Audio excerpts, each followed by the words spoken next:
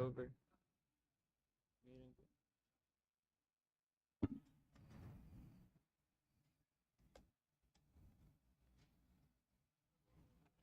Good evening, everyone. Thank you for attending the Town of Amherst Traffic Safety Board meeting. Today is Wednesday, August 5th. For first order of business here is just an introduction of ourselves here on the board. I am Eric Froz, chairman, and we'll just go around the table here and also introduce our department liaisons. Joe LaGiacono. Maxwell Khan, member. Dan Ryder, member. Kevin Cantwell, board member. Patricia Dunn, member. Chuck Burks, Police Department. Bill Fronihu, the Building Department. Scott Mark, planning liaison. Dale Spoltz, highway department. Chris Schregel, Engineering Department, Traffic Safety Coordinator. Chairman, Yes. Councilmember Mike Zucala is said he's absent today. He's actually meeting with the Heim Road Mosque and is bringing up some traffic safety concerns. So that's where he presently is. Okay, thank you. So we have 1, 2, 3, 4, 5, 6. So we have 6. We have enough for a quorum to continue on with the meeting. All right. First order of business for those here in the audience. So should the alarm sound in the building, the emergency exits are to my left, your right. Out the door that way, exit the front or rear of the building. And please do not use the elevator. For those who are also in the audience, just so you are aware, we'll be talking into the microphone. If at any point you're coming up to speak this evening, please speak into the microphone as well. The meeting is being live streamed, and there may be people watching, and the recording is also used to record the minutes for the meeting. So make sure that you are speaking into the microphone as you are talking. First order of business to discuss this evening, or first order of business, is to review the minutes from the June 10th, which was our last meeting. Are there any changes or notes that need to be made to the minutes? Chairman, there is an E on the end of my name that's missing And where is that? in the first paragraph of the minutes where my. There you go. Chris found it. It's shown on the screen. Any other notes, comments, changes? None being heard. Is there a motion to approve the minutes? Yeah, I move to approve the minutes. Motion by Kevin. Is there a second? Second. Second from Max. Any further comments? None being heard. All in favor? Aye. Opposed? Motion carried 6-0 to approve the minutes. For those that are in the audience this evening, as well as those that may be watching online, we do not go through the order of the agenda in the order of the agenda. We'll go through the order of the agenda based on how people are signed in for the meeting. Anybody, if you are here, which I do not see anybody signed in for site plans will still be reviewed at the end of the meeting. Regardless, we'll first go through those that are in the audience. We will then go through new business, old business, and then site plan. So even if you are here for a site plan, that will still be at the end of the meeting. So that everybody is aware, we ask that you come up to the microphone and speak. We were all provided as members of this board a copy of all of the correspondence that you've had with the town. So when you do come up to speak, you'll be granted 3 minutes to speak for the public comment period. During that time, we'll give you a ring of the bell here at 2.5 minutes, just to give you a warning that you got about 30 seconds left. We'll give you a double ring when you're at the 3 minutes, and we just ask that you wrap it up at that time. We'll give a brief presentation from Chris prior to each agenda item to give the background and information to everybody that is on the board and in the audience to know what we are talking about. From there, we will open up the public comment period and then close the public comment period and have a discussion here amongst the board, and then advise you and let you know what the decisions are and what the next steps are. So you are aware this board is not a law-making board. We do not have lawmaking authority. That would be the town board. We are an advisory board to the town board. So anything that happens here will either be sent to the liaisons that are here from the respective departments to handle if they can without taking legal action. Anything that does require legal action, which would be the placement of a stop sign, parking restrictions, and a couple other things that are out there, those all do have to go before the town board for formal public comment periods, hearings, and processes that have to be followed for that. So we'll go over that with you as we get through those. We'll discuss as well if you are here for any stop sign issues. I'll just bring it up now. Stop signs, when you come up to speak, just remember, stop signs are traffic control devices. They are meant to control the intersection. They are not speed control devices. We hear all the time that people want stop signs placed because they want the traffic slowed down on the street. That's not what a stop sign is for. So as you speak to us, just remember that. We'll talk about that in more detail if it is necessary. The posted speed limit in the town is 30 miles per hour. That is by town code, town law. If there are areas where you see in the village where there is a lower speed limit at 25 miles per hour, there are some places in Clarence that have that as well. The town of Amherst does not allow speed limits to be posted below 30 miles per hour unless it is in a school zone. That would require a law change within the town board in order to post the speed limits lower than 30 miles per hour. We'll go over all of that as well if that is an issue this evening. And finally, this board is required to follow the MUTC municipal manual, MUTCD, we'll just call it there. Manual of Uniform Traffic Control Devices. It's a publication from the federal government with the New York State supplement that basically we will refer to at times throughout this meeting regarding warrants and other items that need to be met in order to do certain things like the placement of a stop sign. So this board is required to follow that guidance that comes from the federal and state government. There are exceptions to that are in the guidance as well, that if it does come up, we will get into. But just so you are aware, we have to follow that as kind of the guidelines of where we are going. So with that, we will open it up here for our first item that we have people signed in for this evening, which is item number 3, Lenox Avenue, a request for one-sided parking restriction. Just so you are aware as well, after we go through your agenda item, you are more than welcome to leave after your agenda item if you don't want to listen to all of the other items. I'll also let you know that we do have open seats on this board. So if you enjoy what you are listening to this evening and would like to take part in other decisions, you can reach out to Chris or Councilmember Zucala, and you're welcome to stay for the entire meeting to listen to everything that we do and join our board on a permanent basis if you're interested. So with that, we'll move to item number 3. Like you said, Chairman, item 3 is Lenox Avenue request for a one-sided parking restriction. Presentation is on the screen. The resident request came in looking for one-sided. It actually was phrased for alternate parking initially after speaking with the resident and informing him that alternate parking is not an option in the town. Ultimately, the request was revised to be a one-sided parking restriction with reasons being that there are concerns related to pedestrian safety, traffic flow, visibility, would be beneficial for emergency response, school busing, and reducing the vehicles having to zigzag throughout the street.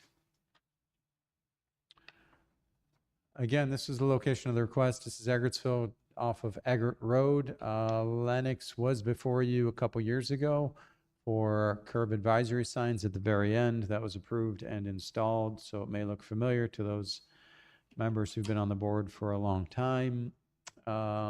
Specific to the geometry and existing signage, there is a no parking on the west end at Eggert at the corner for 50 feet on both sides.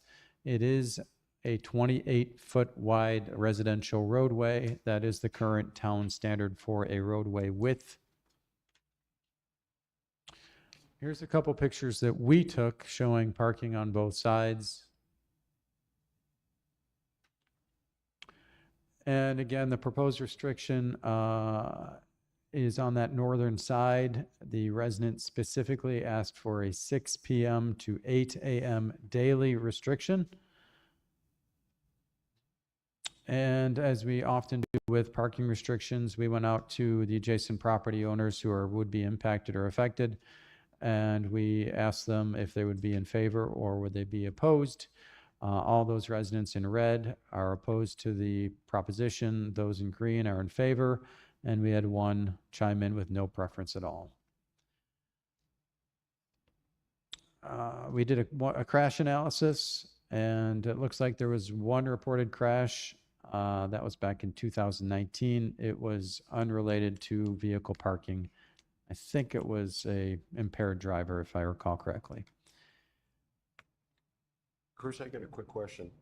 The red and green arrows you posted, does that include the supplemental information today? Yeah, good question, Kevin. It does include the supplemental information, or yeah, that a couple late respondents came in. This map does accurately reflect. Also, just for total sake, 6 opposition, 4 in favor. And that's all I have. Turn it over to you. Okay, thank you. We'll open it up to public comment here. Our first person signed in is Jeff Gearhart.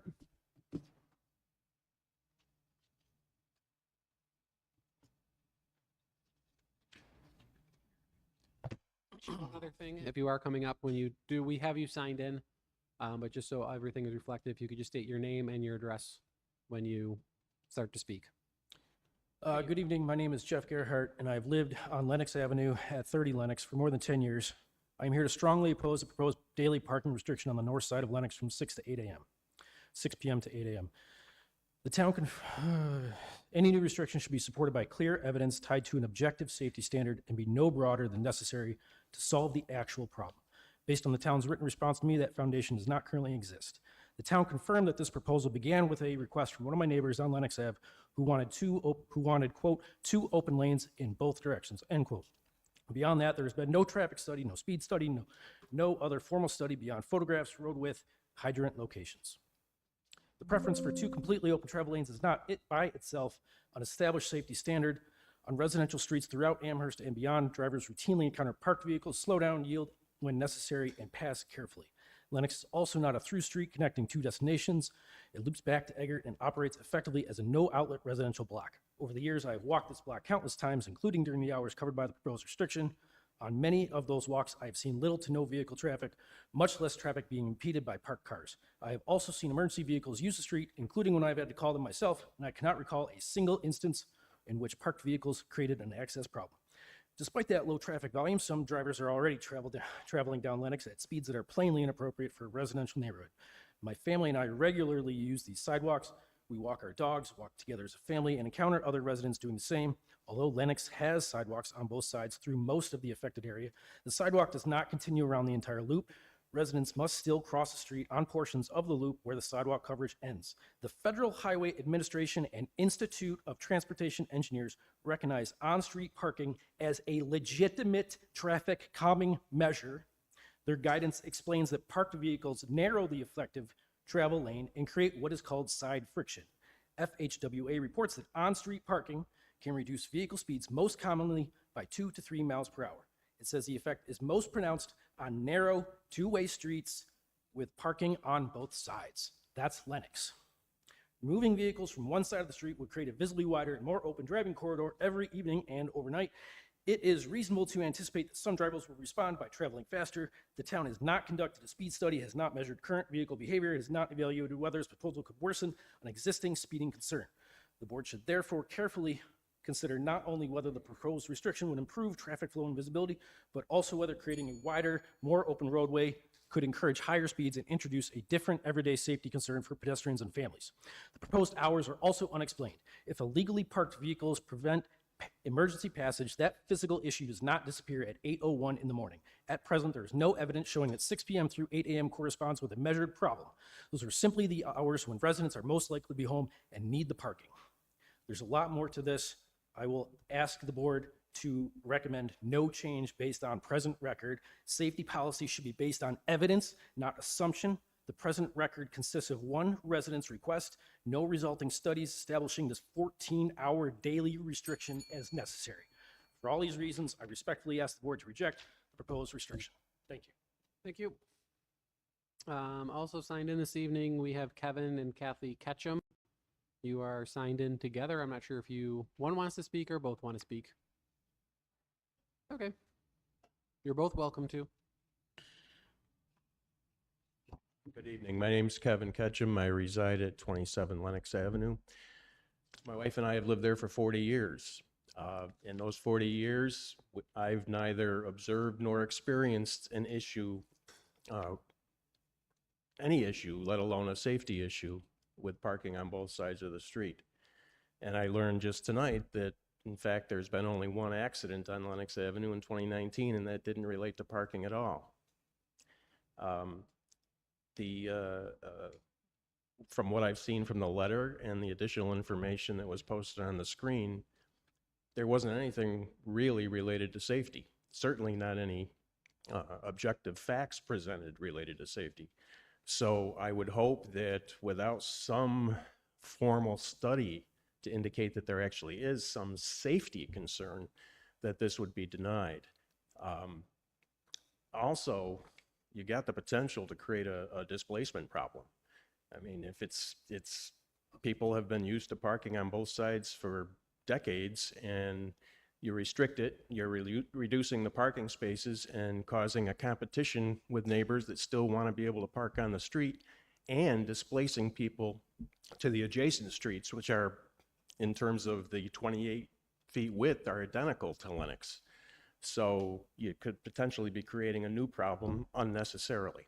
Now, I submitted a lengthy written response. It was confirmed. I understand it will be part of the record, so that's all that I have to say tonight. Thank you. Thank you. And Kathy, you did not want to speak, correct? Okay. All right, Duncan Black.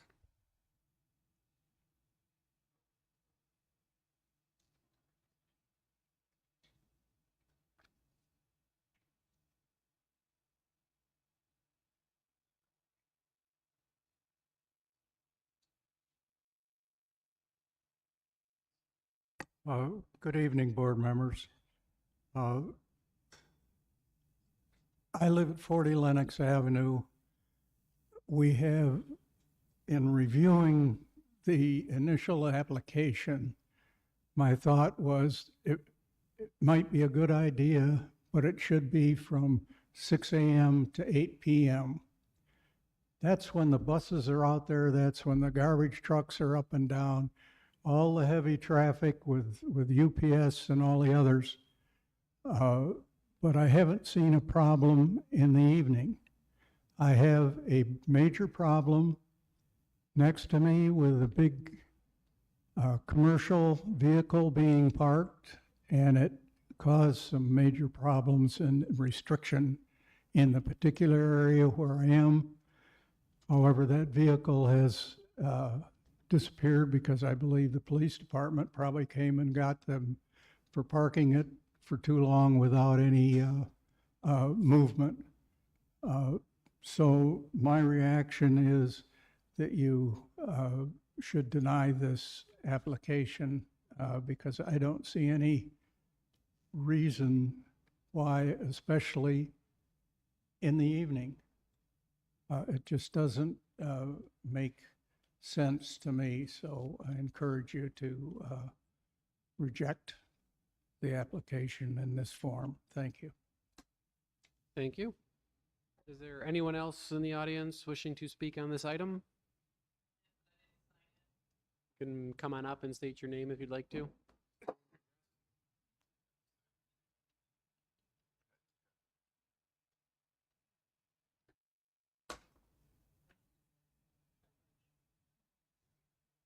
You can speak and then we'll have you sign in after. Okay. What's going on? My name is Kim Hall. I'm at 100 Lennox. I had a great call with Chris, wherever Chris is back there. Todd is my neighbor, no secret, obviously, so we're best buddies, and it's a little awkward because I am opposed. I'm sorry.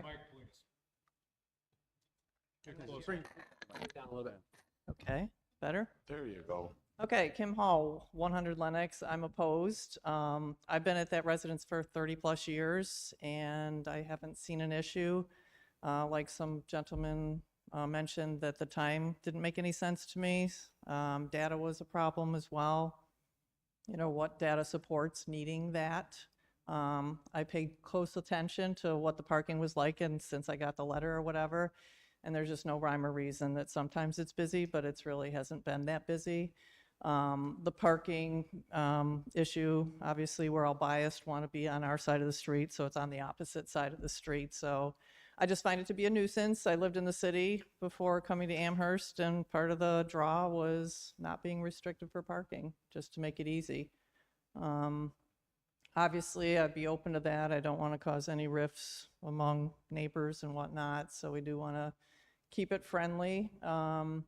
I do remember the sign to slow down and whatnot, and I'll be frank with you, makes sense to put it up there, but I think most people are going to abide by that. We still got some people speeding through, so I'm not sure that it's that effective, right? And again, I don't see the parking interfering with that, but I do appreciate you seeing us tonight. Thank you. Thank you. Is there anyone else that would like to speak on this item? None being heard or seen, we'll close the public comment period. Open it up to the board for discussion. I'll just make a couple comments myself first. Looking at the presentation that Chris provided, or Chris put together for this, the picture of the street with the parked cars on it, I would say that that's a very nice looking street. When we have people here asking for speed reduction or traffic calming devices, the first thing that we always say is that the best thing you can do is park your car in the street. Basically create that little bit of a maze on the street. The cars have to slow down and navigate the parked cars. As the one resident stated, there's studies that prove that it will drop the speed as people have to do that. So removing the cars from one side of the street frees up the street, which ultimately allows the cars to travel faster on the street.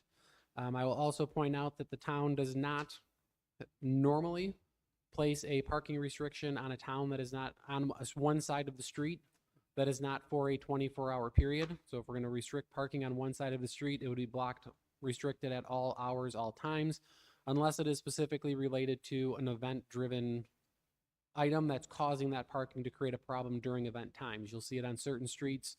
I'm thinking near I think we have it near the Mellot baseball fields where it's kind of restricted on the weekends when they're playing the game so that there is emergency access to the street.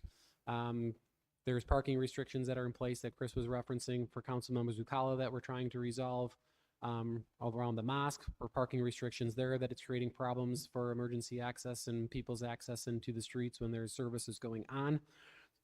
School restrictions would be a time as well where there may be restrictions during school hours. Not aware of any place where we have a parking restriction in the time that is being requested at that, as this is being requested for from 6 p.m. to 8 a.m. With that all being said, I also would just state that hearing 4 residents come up and speak here in opposition to this, looking at the map that was provided to us as well with the opposition from this would require town board action in order to install the parking signs. My expectation was that there would be more opposition to it when it went before the town board than there is in this room, and the town board would not act to approve it if there's resident opposition to it. So with that, I'm just going to make the motion here to receive and file this item. So I will make that motion at this point to receive and file the item. Second. And there is a second from Dan. So with that, I will open it up to the board for further conversation. If anybody else would like to speak on the board, any other comments from board members, or if you're in agreement with the motion. None being heard, all in favor? Aye. Motion carried 6-0. So for the residents that are here this evening and those that may be watching online, the board has decided to receive and file this item, which basically means that we'll keep it on record. All of the information will be saved for it, but there's no action being taken at this point to move the item to implement the parking restriction. It's not necessarily a rejection. It's not being rejected. It's being received and filed. Should the information, another request come up in the future, this information would be on file that there has been a request for it, and your comments will stay on file for that. So the town keeps record of it. But at this point, the board is moving to not move forward with any parking restrictions. With that, I will close item number 3 on the agenda. Next item that we have somebody signed in for this evening is item number 2, which is Maynard Drive and Grisham Drive intersection, a request for an all-way stop sign.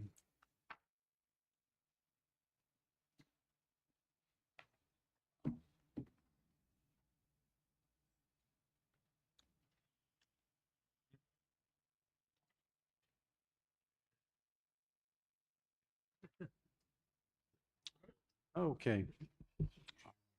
Item 2 is a request for a 4-way stop at the intersection between Gresham Drive and Maynard Drive. Maybe not between, but at is probably a more appropriate word. The resident request is for a 4-way stop. Currently, it is stopped on 2 approaches, not 4. The resident had concerns related to motorist, pedestrian, cyclist, and resident overall safety at that intersection. This is the location on of the request on the screen. Again, Gresham and Maynard intersection. That is just east of Bailey Avenue. Maynard, as you will see, is the major roadway at this intersection. As such, it is currently stop controlled on the minor approaches, which is Gresham, both on the east and west leg. Again, going over the residents' reason for the request, there has been an increased traffic volume in the past 5 years, according to the resident. More presence of e-bikes and electric scooters, as I'm sure the board is aware. That's happening throughout the town. Drivers are traveling at excessive speeds between the traffic light at Grover Cleveland and the stop sign at Longmeadow Drive. The town collected counts, that's both speed and volume on all approaches. Those speeds are displayed on the screen. Nothing too shocking here. They're all 30-mile-per-hour roads. Obviously, the Gresham is a slower approach given that there's stop signs ahead. With Maynard not stop controlled, they're traveling at 31 to 33 miles per hour for the 85th percentile speed. And as you can see, the total entering volume traffic is higher on Maynard versus Gresham, therefore designating it as the major. So we ran through stop sign warrant analysis. This is essentially an exercise figuring out what are the highest 8 hours of the day. And the major road, apologize, this is actually backwards. The major road needs to be 300 per hour, and it's only 38. And the minor road is 200, and we only have 30. So far from meeting any type of all-way warrants that are identified in that manual of uniform traffic control devices that the chairman brought up in his introduction. Again, that is just a guidance specific to the necessary volume. You are welcome to use engineering judgment to make your determination as well. We pulled crashes. There's been 4 reported crashes in the last 10 years. That is a long period to look at crashes. Typically, transportation engineers look at the last 3 years. But we do have the data, and we just wanted to share it for over the 10 years. There have been 4 reported crashes. One was involving a vehicle and a bicycle. That bicycle was traveling southbound on Maynard, and the Gresham approach proceeded through the intersection after stopping and struck the cyclist. The other 3 crashes on record would have been correctable with an all-way stop intersection, meaning there was confusion at that intersection and people went and did not yield the right of way when they should have. With that, I'm going to turn it back over to the board for discussion. Thank you, Chris. We'll open up public comment period. Susan Marco is signed in for this item.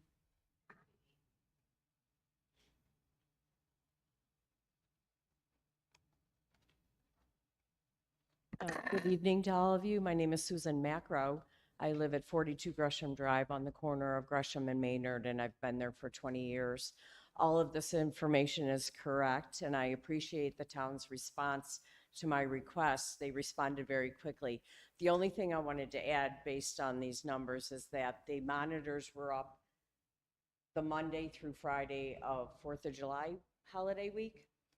That's about the only thing I can add, that I thought maybe the data wouldn't be realistic during that time frame, that really we should encompass a 7-day period and get the weekend in there. But I'm surprised by the speeds, so there's not much more I can add to that. That's the reality of it, I guess. I do, again, appreciate the response. It was very quick, and I'm happy with that. I wanted to be here to support the requests, and all the information I presented to Chris, he presented here, so I appreciate that. Thank you.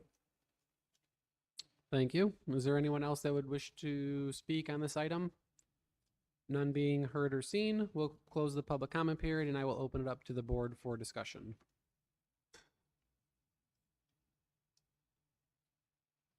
Chris, just one thing that I wanted to look at on this. Do you have the Google Maps, Google Earth pulled up?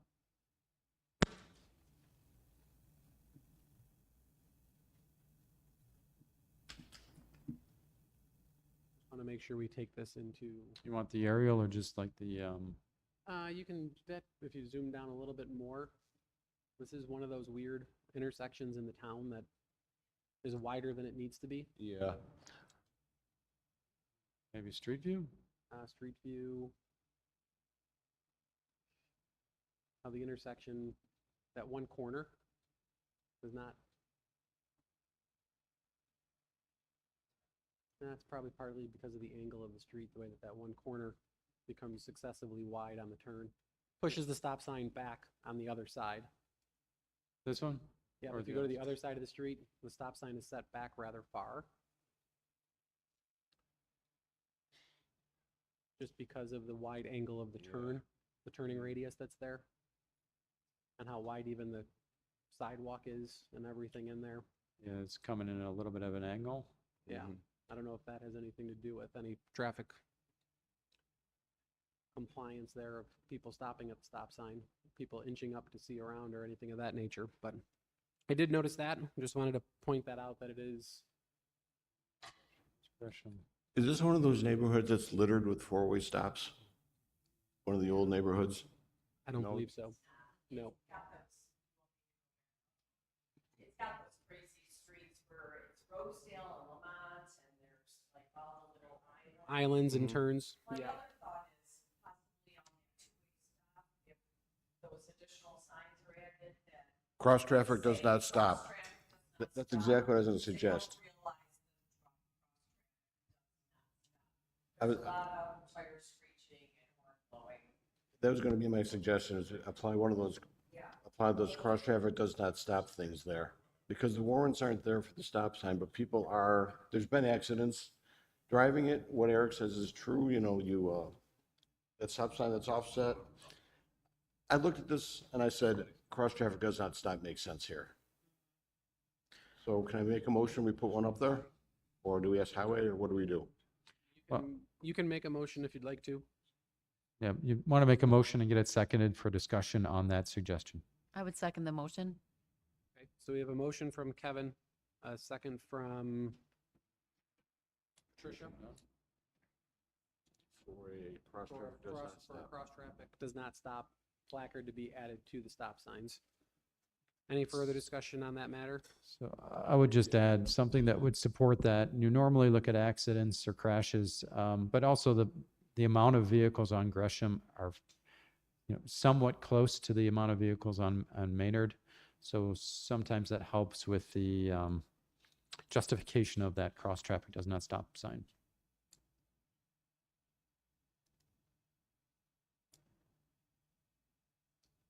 Anybody think it's a bad idea? 18 and 16 cars a day, or 18 or 16 cars on the, I'm sorry, that's the speed limit. The 18 and the 16 mile per hour speed limit, average vehicle volume per day is not really that high based on what we look at on the individual. Where those signs are normally placed is on streets with higher traffic volumes, higher traffic counts. If you start placing them all over the place, all over the town, they lose their effect in the places where they're totally necessary. I think possibly when people are coming across Bailey from, the other side of Bailey over, they get stopped at that stoplight and then are approaching that stop sign right after. That might be why the speed is kind of lower on that side. Not sure about the approach on the other side, but it is a very busy intersection. I'm very familiar with it. And it is kind of confusing when you approach it because you almost intrinsically feel like the stop sign should be on the, Other side. yeah. Not all four necessary, but like that your stop, like the Gresham side is stopping, but if you're driving up Maynard, it almost feels like you should have stopped. I don't know how to explain it. Yep, no, makes sense. Traffic counts are similar all the way. I mean, it's not a huge difference between major and minor here. So this is Maynard and Hendricks, and there are those signs present at that intersection somewhat nearby. That had a little more crashes at this intersection than the subject intersection, but just telling you, they are on Maynard and other locations. So cross with the possible necessity is the whole. Any further comments? Any further discussion? Crosswalk sign there that we're proposing doesn't really address the traffic on the other side that's speeding through there though, right? I mean, it doesn't help that regard. No, that traffic actually has the right of way, so. it Right, would not but be I mean, if they're going through there too fast, this does nothing to prevent that. correct. And of the accidents that have occurred there, you said 3 out of the 4 were due to not having a 4-way stop? Is that what we said? 3 of the 4 are correctable by a 4-way stop Okay, well, similar. And over what time period were those? over 10 years. Normally, you look at a 3-year So it's period. not a high ratio to the traffic. But Correct. we've had several people say there's confusion. I don't know if that's enough of a criteria for us to reconsider on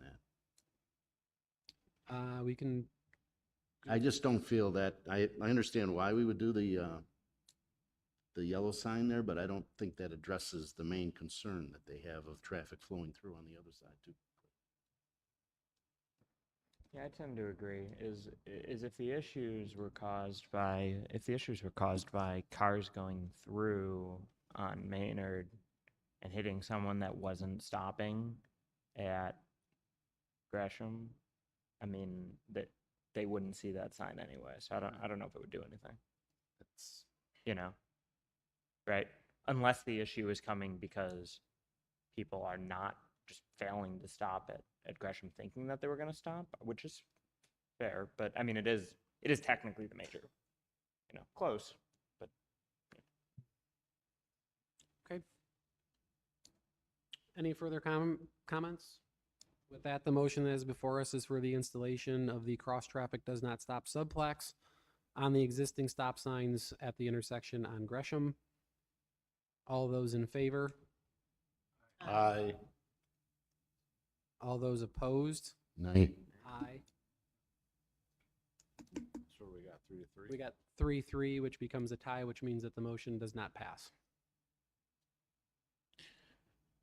Have an even number, so a tie means it doesn't move forward. So with that, the motion fails for the installation of the cross traffic does not stop, which I think that is the first time we've ever had a tie that I've been on this. Okay, so with that, I would then move to receive and file the item unless there's further conversation or other items to be discussed. Does it make sense to bring it up again at a later date where there's other representation here or not? my gut says that the reason that there's ever been an issue is because the stop signs come so quickly off of a major road, right? I mean, that's such a short area, and I get that, but I think that just might just be the structural design of the street, and I don't really know if anything could change that. So this happens a lot in Eggertsville in general and Snyder, just because those are like the oldest parts of the town. So that's why you get all those like kind of wonky street configurations and things that you would never see anywhere else, certainly not allowed on new builds. So these type of things do tend to happen a little bit in the really old parts of town. It's just a tricky. Yeah. Yeah. If it's certainly the type of thing where, we had mentioned it before, but we are kind of bound by the MUTCD, and we just we want to take in, it's just like the same reason we wouldn't shotgun a decision just off of, so we take the data in, and it's just so far off the warrants that, that. One of the other concerns to the applicant, the entire road network Maynard Drive pretty much parallels Maynard all the way all the way to where there's a single thing crosses over. Yes. So cross circle. So it's more, it is probably the more used roadway.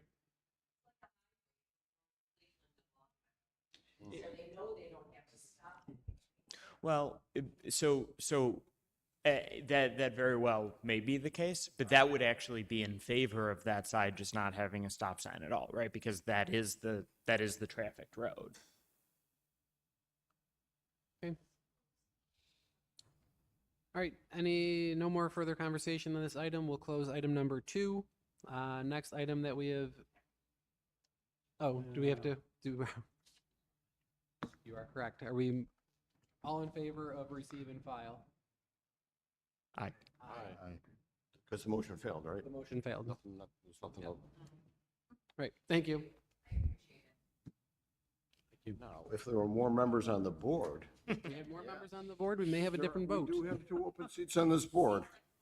Yes, You know, it is, Seat could be yours. we have 2 open seats. Currently have 8 members total, and we should have 10. With that, our next item is item number 5, which is Exeter Road. Request for speed control and traffic calming. Exeter Road. Join the board. Thank you.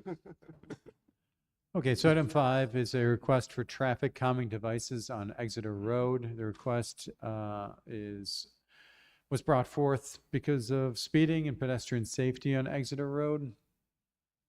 Here's a location, runs between the Paddock and Maple Road.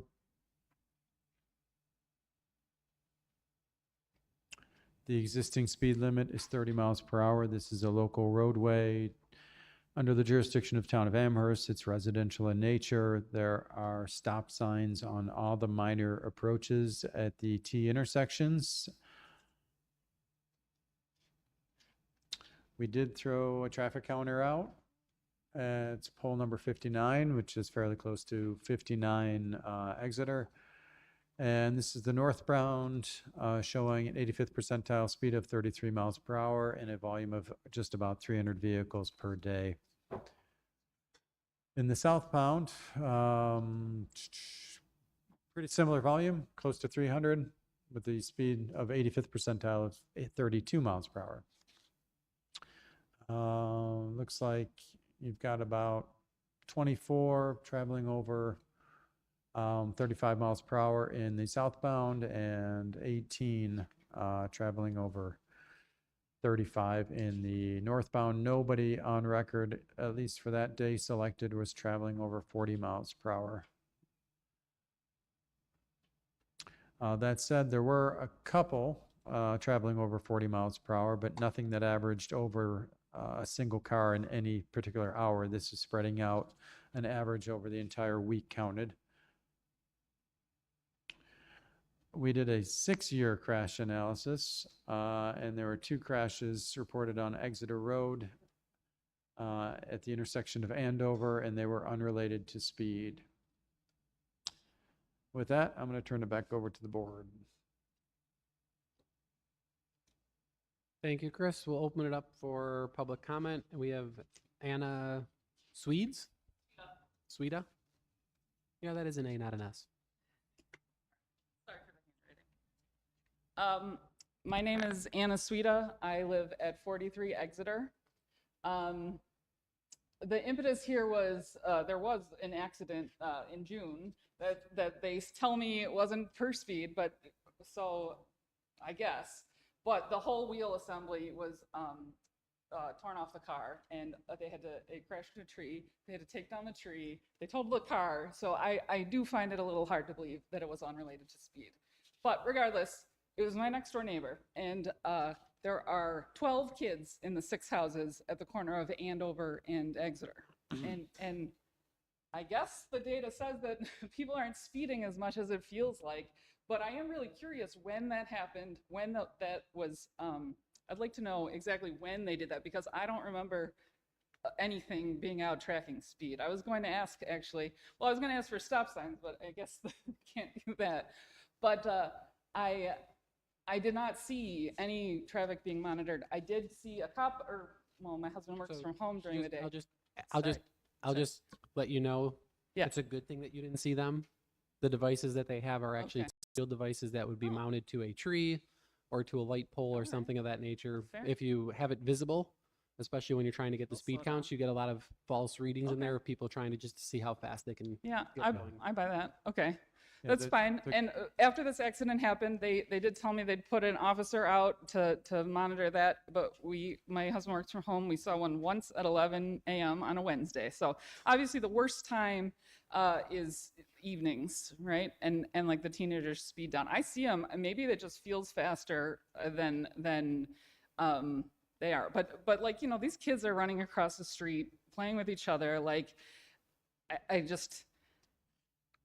mean, if they say they're not speeding as aggressively as it feels, I mean, that's what it is. But I do have that tree could have been my child. Like I see these cars speeding down. I know my across the street neighbor has been complaining for years. She's got one of those little signs, the little kid, the slow child at play thing. Like it certainly feels too fast for our street. We're the only street in the neighborhood that has no stop signs from end to end going to Maple Road. There's nothing to stop anybody from speeding. But yeah, I guess that's what I have to say. I was going to ask, and if we can't ask for stop signs, I was going to ask for a study, which appears to have been done. So I don't know what there is to do, or if there can be anything done. But I don't know.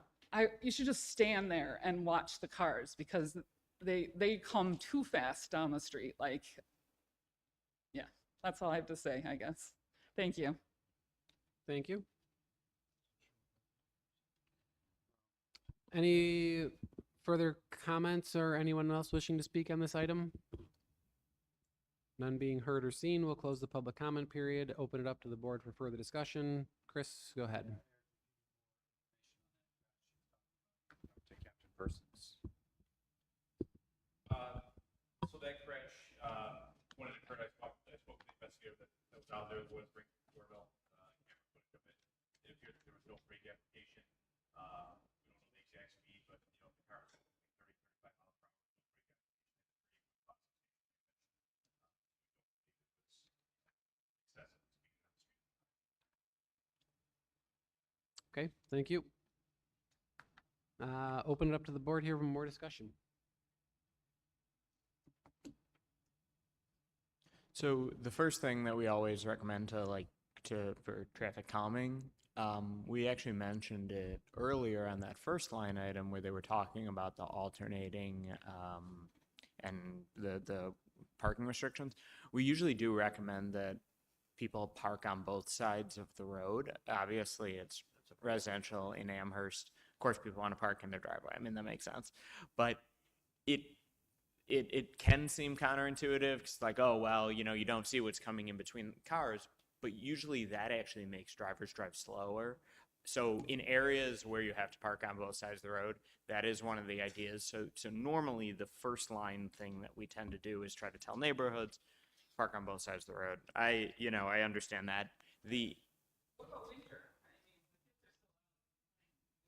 Yep. Totally fair. It's just that's usually the first thing that we would recommend. This town has been, or this board specifically has been in favor of speed bumps, speed humps. The problem that people tend to have with speed bumps is every time that we try to ask an area to pilot the study, the sound that it makes from cars going over it over and over again ends up being no one ever really wants it. They want it and then they don't. So that does kind of limit, what we can do. All things considered, taking a look at a lot of the roads that come before us, it's the 80th percentile speed is actually in a pretty good spot, and it might not feel like it, but it's tough, and that's part of the reason that we do ask where we do kind of have the covert speed counts, and I don't know. Do we know when those were put out there? Just to answer the question on that. It was the date selected for the graphs was June 15th, so it was that week. June 15th. Oh no, that was just when it was the week. It's the whole week. We normally take the highest volume day, just to show the worst case. But the average, the 85th percentile speed is covered over the entire week. So whatever day that is, maybe a Thursday, that's the week they were put out. And like the chairman said, they're discrete black boxes. You might not have noticed them. Driving Exeter, it's actually a really cool street to drive. It's got a lot of S-curves going on, which actually work to your advantage. If those S-curves aren't there, the people are going to go a lot faster. It's kind of hard to speed on Exeter, to be honest, because it's got the curves.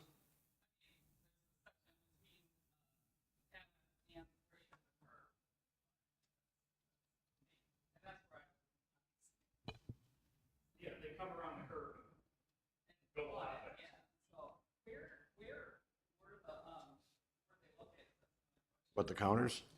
They usually do them mid-block right at a tree to try to get right in the middle of the So fastest. this is mounted on pole 59. So if you drive up your street, you can look at the street lights. They have numbers on them. So should be around house number 59. They So normally match pretty close. we normally aim for straightaways and aim for lack of side streets because turning vehicles off side streets can affect the overall speed. So we, again, try to make it best case scenario for the residents, trying to find the most high speed spot.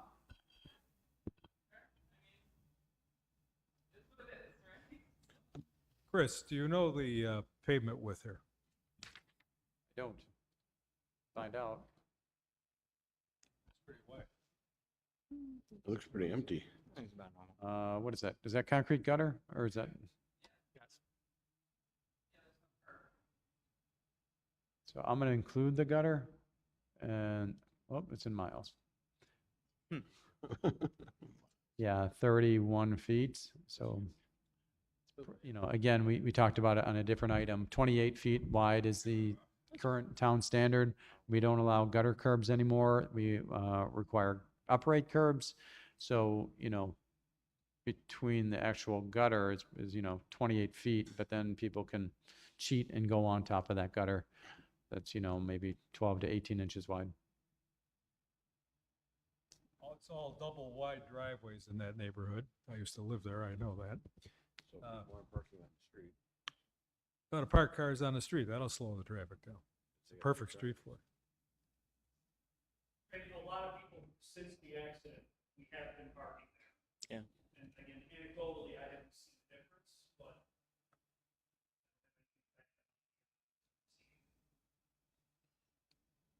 Okay, at this point, I also found it rather interesting, Chris, from the traffic study on the times where the cars were over the 40 miles per hour, that it was constant. Normally when we see the speeds that are over, normally on this we see a double peak. Normally we see a peak where this occurs in the morning rush hour and the evening rush hour. So you normally see it 6 to 8 and then you see it drop off and then you'll see it pick back up normally around the rush hour time, which is your hour, what is that, 14, 15, 6? Yeah, usually they're around 4 p.m. is where we see a spike. Yeah, which would be 16. So we're not, there isn't, it's a weird time that you're seeing the higher speeds on there being middle of the day, which is probably a time when there's less people home. The street is more wide open during the summer hours, but that's also when the kids are out. So, referring to the police department for enforcement, Captain Pearson's already aware of that. We've been out there, we're out there 3 times. Right, because we don't really have, We'll continue to monitor. correct. Do you have the date of the accident? It's in the file here. But again, there's not a lot of people traveling over 40. What is it? It was June 8th. Monday morning, 10 a.m. Okay, so speed counts are after the After the accident accident, yes. by about a week. Were you parking cars on the street then? The accident actually occurred, the vehicle hit a tree and then bounced out and hit a parked car.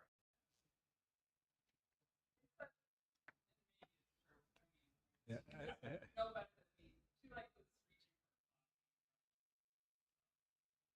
I think you gotta give something like parking on the street.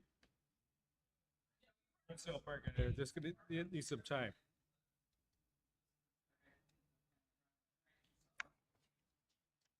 So unfortunately, at this point, I would make the motion to receive and file the item, just based on where the speed counts are on the street. Recommendation for more parking of people on the street. There's not a high enough volume or a high enough speed over, and based on the town currently not supporting speed bumps, speed humps, speed tables, or any of those types of devices on the street. Police enforcement is already aware of the situation. Those are the tools in our toolbox, unfortunately. All in favor? Aye. Opposed? Carried 6-0. We'll close item number 4 that was? That was 5. That was 5, sorry. We'll close item number 5. We have someone signed in for item number 4, Bridle Path and Dogwood, request for an all-way stop sign.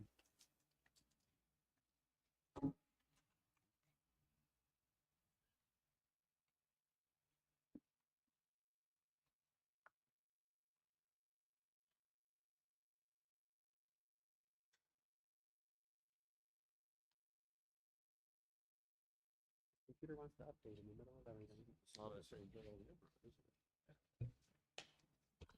All right, so said item 4, Chairman? Item number 4, yes. Yep. Request for a 3-way stop at the intersection of Bridle Path and Dogwood Road. Resident justification is that there's a high volume of traffic and high vehicle speeds along Bridle Path.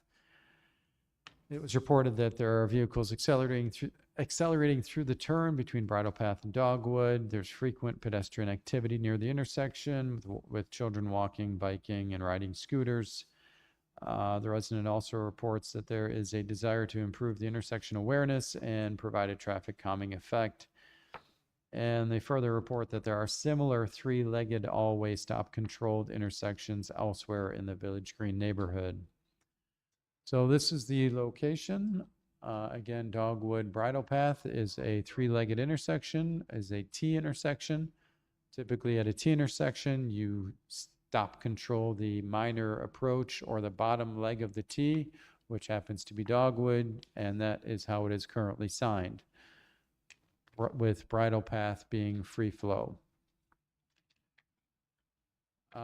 This is our inventory of other nearby 3-way stop controlled intersections in the area. So anywhere on the screen that has these 3 little stop sign red dots are all-way stops at 3-legged intersections. Subject intersection is in the middle. That means that all the other 3-legged intersections throughout the entire neighborhood are signed in a similar fashion as Dogwood and Bridle Path, being a single stopped controlled intersection. The resident asked that I provide his examples of other situations where there's 3-legged intersection that is an all-way stop. Number 2 was on the previous screen. Number 1 and number 3, which is Troydell and the Spur and Shearbrook and Cardinal Drive, are a little bit further out of the neighborhood. It might be in the Village Green, but just not in that picture that I showed earlier. As typical, we did a traffic count for all approaches. Again, Bridle Path being the uncontrolled approaches, has the higher speeds at 28 miles per hour for an 85th percentile in both directions, with volume per day of about 350 and about 315. The Dogwood approach has around 200 vehicles per day with an 85th percentile speed of 26 miles per hour. Again, my form is a little bit messed up. This should be 300 and that should be 200, but regardless, the major approach requires 300 vehicles per day, and it only has an average of 52 vehicles during the highest 8 hours, therefore not hitting that threshold. Likewise, there's 19 vehicles on the minor approach. You need 200, so it doesn't meet those warrants.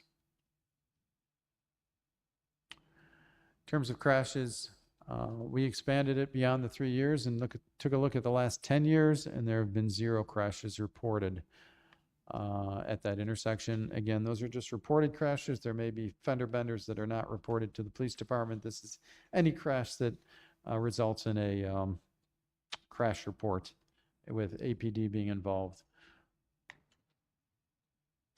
With that, I'll pass it back to the board. Thank you, Chris. We'll open it up for public comment. Michael Tramposh.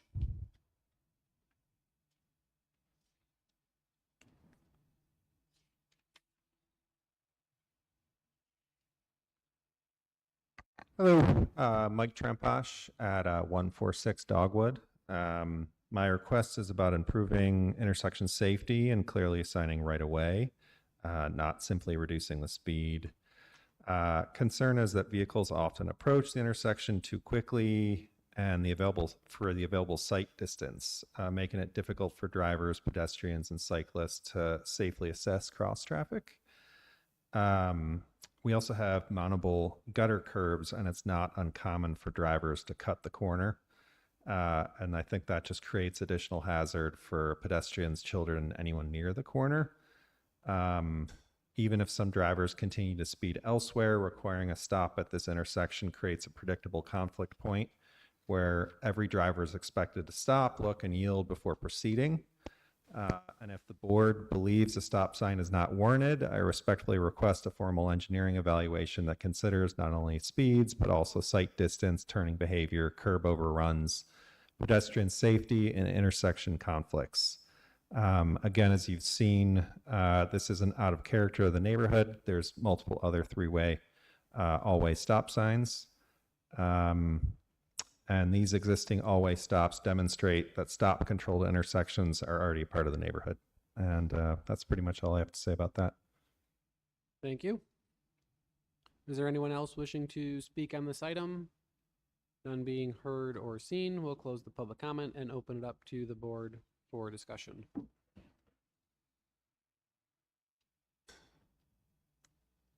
Regarding the residents' concerns on the traffic study, we do have the traffic counts there. That would be the first part. Looking at the intersection sight distance based on the 30-mile-per-hour speed limit, the sight distance that you'd be looking at, Chris, is 100 feet? You know, it's, I'd have to look in the book, but this is a fairly typical intersection in the town. I don't see any, curves that are fairly close to this. If there's additional information that this board requires to make its recommendation, I'm happy to gather it.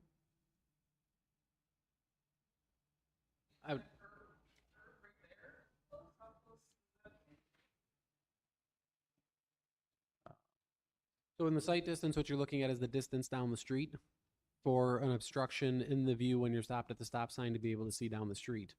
There is the safe triangle that's there. Sometimes when you're on there, people plant trees, bushes, shrubs in the triangle. I think that's what, 35 feet, Chris? Yes. The radius of that. So we could send the town there if there was landscaping or something in that area, or a tree that was hanging down that would be obstructing that view. Or if there's a curve in the road, you'll see intersections that come in, but there's a curve near the intersection that creates sight distance issues. Those would be exceptions to rules on the warrants, just based on the traffic design. That is pretty typical in that neighborhood as to what you're seeing there from the street view. Unless there's cars that are regularly parking at that intersection that are blocking that, there could be action to restrict the parking to make sure that there is a clear view for the 50 to 100 feet on each side of that intersection.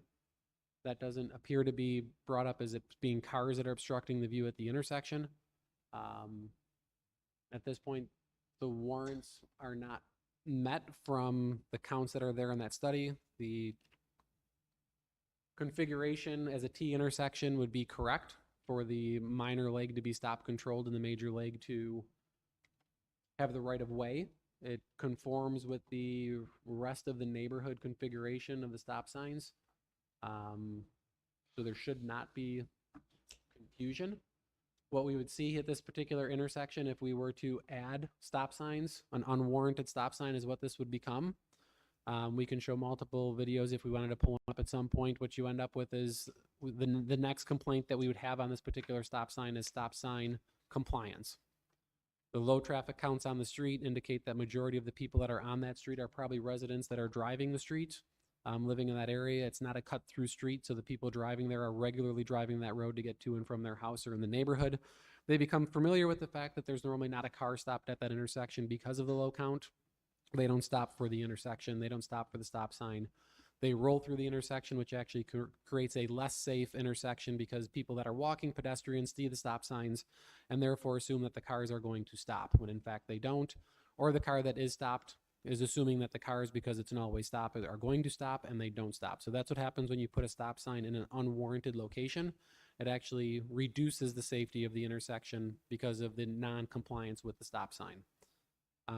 Based, It's counterintuitive, but that's what happens. so based on the information that we have on this intersection, I will make a motion to, Yeah, before you do that, I just quickly looked at the site distance. That curve that she asked about is over 400 feet away, and the minimum site distance is 290 feet for a 30-mile-per-hour road. So that distance is met for the curve. I didn't, go out there and look to see if there are any other obstructions like large trees or anything else, but that's just looking at the geometry on Google.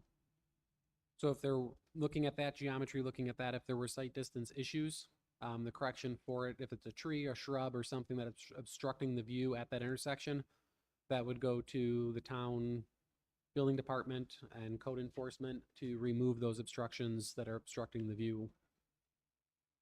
Or trim the trees or do what is necessary so that it's cleared up 8 feet tall to be able to see under it. So with that, I am going to make the motion to receive and file based on the information that we have and warrants not being met for a a three-way fully controlled stop intersection. Is there a second? Second. Is that Kevin? That's me. And there's a second from Kevin. Any further conversations on this item? None being heard, all in favor? Aye. Opposed?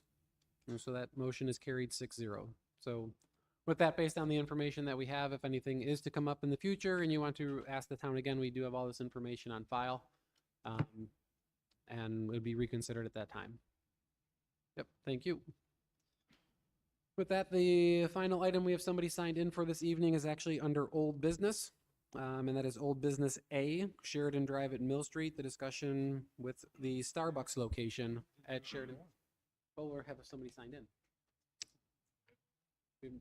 Nobody signed in for one, but we have somebody signed in for A. We'll come back to number one. With that, since we have the building representatives here, and it's related to the property itself, Chris, do we want to let them speak, or do you want to go over our information first? I don't have any information. We'll let them speak. Stage is yours. Good evening. David Chiesa, Executive Vice President and Real Estate Partner with School of Development. With me is Nick Dolp, our Vice President of Development. Just for clarification, the minutes talked about the board having a meeting with Starbucks representatives. We're not representing Starbucks, we're representing the property owner. We've not had conversations with Starbucks about this matter. Just take you through a very brief slide presentation. Next slide, please, Chris.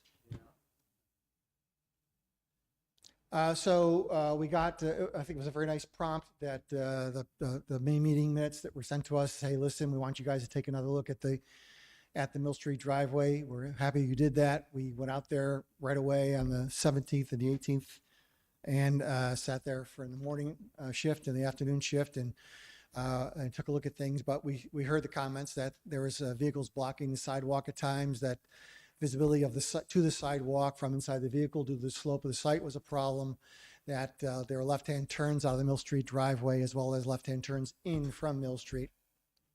So we went out there to kind of, once again, not that we questioned what the board was telling us, but to see it for our own eyes and understand what's happening. But for everybody's sake, in case you haven't been out there recently, this is an existing condition view of the Mill Street driveway, right in, right out. You can see at present there is a pedestrian sign mounted way, way up here in the sky. And there's a no left-hand turn sign here, but nothing on this side. And there's also a no left-hand turn sign facing Sheridan Drive, trying to hopefully prevent folks from making a left-hand turn in, which mostly works, but not always. Next slide, please. Or slide, please. This picture just kind of begins to show the slope condition that was mentioned in the May comments that we received from the May meeting. We can go a deeper dive on this a little bit later, but the short version is that the slope of this driveway is basically the slope of the driveway before when it was the valving instant oil change. We did not change that, we didn't increase it. And because of the fixed height of the sidewalk and the street, there really was real opportunity for us to modify that slope, but we'll get back more to that later. Next slide, please.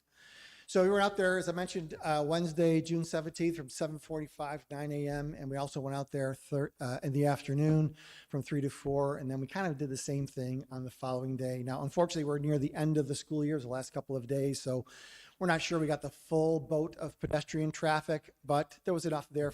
And we were really observing how vehicles were using the right and right out. So I think we got what we needed out of it. So I'm just going to make Sure. one comment regarding those dates for the schools. That would have been exam period for the Yes. school.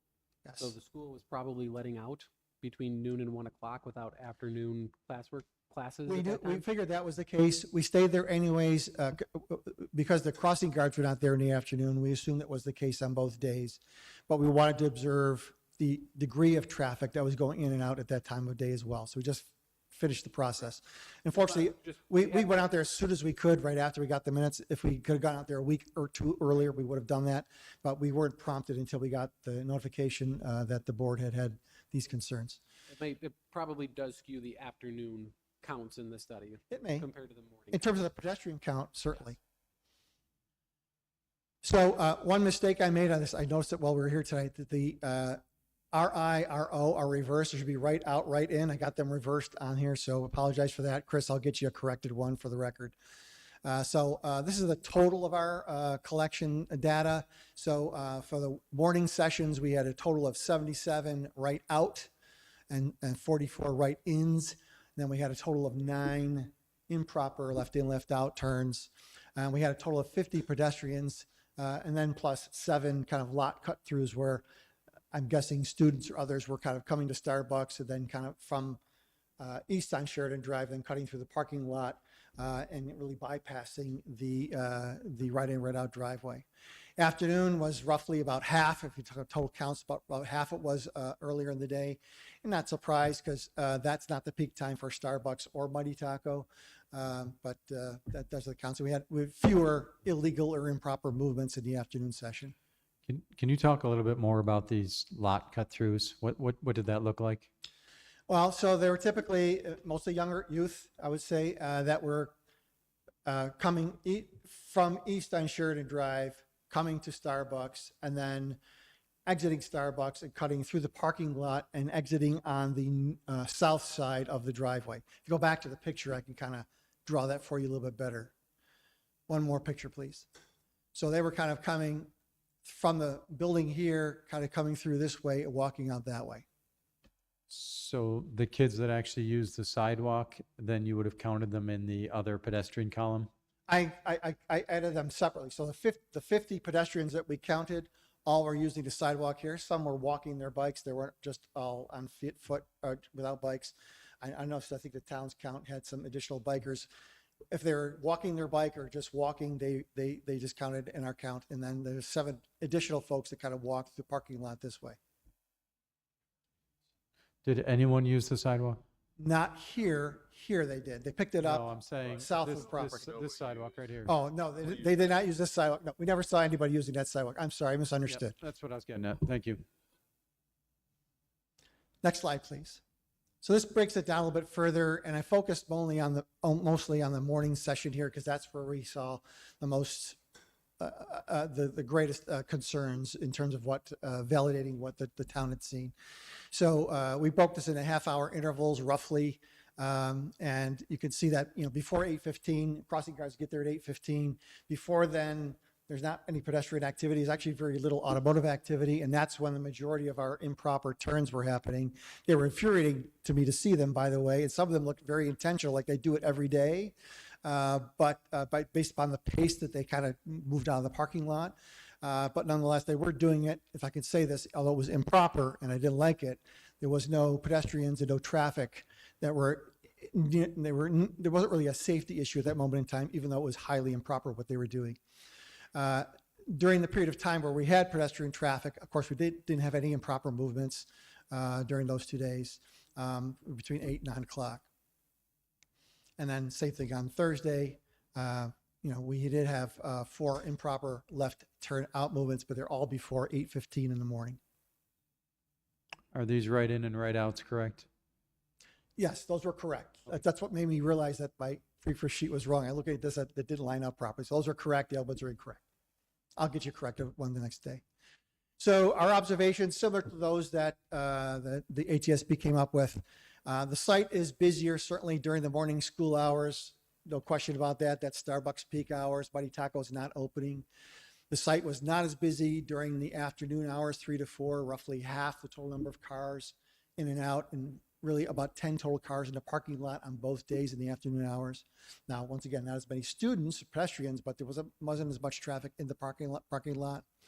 As I mentioned earlier, all improper morning left in, left out movements occurred before 8:15 a.m., before there were pedestrians. They occurred with little or no traffic on Mill Street, so while they were highly improper and not pleasant to see, we did not see any imminent safety hazards. But if the police were so inclined to park out there early in the morning, that's when you catch most of the folks that are doing it, because they do it like almost out of habit. They can kind of see that there's no traffic, they see there's no pedestrians, they just kind of fly out the driveway. During the morning peak, what happens, and we'll go back to the pictures later on, as the cars stack at the Mill Street Sheridan Drive intersection, and there's a cars lined up in the exit or right out lane, they will begin to nudge forward to try and get their position between cars and the street. And when they do that is when they block the sidewalk. Now, when I say they're nudging themselves forward, they're barely 1 to 2 miles an hour. So they're not doing it with kids there, but we did witness at least a couple of occasions where they were there and the light had just changed. So they were stuck there, and a student kind of had to either wait or walk or navigate through the cars. Now, it's not ideal. Cars weren't moving, so it wasn't necessarily an unsafe condition, but it's not a desirable condition. And then the last thing was, I got on my own car to look, and it is hard to see where the beginning of that sidewalk is when you're in your vehicle and you're at that right out drive lane. Because of the pitch of the grade, you really can't see where the sidewalk starts. So if you're inclined to nudge forward, but if you knew where the sidewalk started, you might stop before that. One of the things we want to fix. Next slide. So just going back to this picture, and Nick can talk more detail about this, but this is the slope that we're talking about. So if you're parking here, if you're parked here waiting to go out, notice your car is kind of pointing this way, but the driveway is pointing down, so you can't necessarily see that sidewalk. I don't know, Nick, you want to point out more details? Again, Nick Dahl, 5166 Main Street. When designing the site, again, we're locked into certain elements, right? So we can't change Mill Street. Again, the sidewalk along here is kind of dictated. There's a lot of utilities in this way. Again, kind of a medium pressure gas line to work around. So changing the grades there would have been difficult, along with the neighboring properties. This site is actually about 6 to a foot lower than what was there previously with Valvoline. So we did, 6 inches to a foot. So we did actually improve it a little bit. The Starbucks sits a little bit lower. And then the existing right out is exactly where the old Valvoline in and out was. So that condition had been there previously. Thanks, Nick. Next slide, please. So we took our data, our photographs, we sent it to Amy Dake from Passero. I know it's a name familiar to the board. Amy had done the original traffic study and was involved in a lengthy process that we all went through to get this project approved. And she came back with recommendations that were what I was expecting. She says, hey, listen, there's the first phase of action here is to look at the signage. The signage that we ended up with is inferior, and she had 3 signage recommendations. I had engaged her on it because I was trying to customize some of the signage a little bit, and she said, no, I think you want to stick with MUTCD compliance signage just to make sure if there's ever an issue there that you've used and you're not deviated from MUTCD compliance signage. And we went ahead and ordered that signage. It's not in yet. As soon as it comes in later this month, we'll be installing it immediately, and then we'll begin monitoring the response to that. But I'll go through the 3 recommendations that follow. What sign specifically did you order? I'm going to go through them right now. Here we go. Okay, here we So go. these are the 3. So the first one is and I'll go back to the pictures again, that little tiny sign that's mounted way up high, it's just not clear enough. So we're going to go with this particular pedestrian crossing sign. We're going to mount it lower just so that it's more eye level for the driver and not above the hood of their car or vehicle. And it's much larger and I think a much brighter color. And I'll have another image that kind of shows approximately where it would be on the property. Next sign. Now this would be a stop sign would be on the right-hand side of the right out lane, right as you're approaching the sidewalk. It lets you know that you're at the sidewalk, so you need to stop. So you've got this kind of double warning. You've got the pedestrian sidewalk sign, and then you've got a stop sign just a little forward of that to kind of give you another opportunity to stop before you nudge into the sidewalk. The third one is do not enter sign for those folks who like to exit and make a left-hand turn out of the left in lane. My concern there is that they're going to do that one day when somebody's trying to come in that lane with too high a speed. We're going to have an accident there. So we think we need to make it even clearer that that left in sign is not a left out driveway. So, and we're going to mount that at appropriate height. So if we go to the next slide. Can I just stop you there? The left outs that you counted and were on the previous slides, were they using the left in lane or were they just maneuvering in the right out and then turning hard? Both. So I would say the ones earlier in the morning were using the left.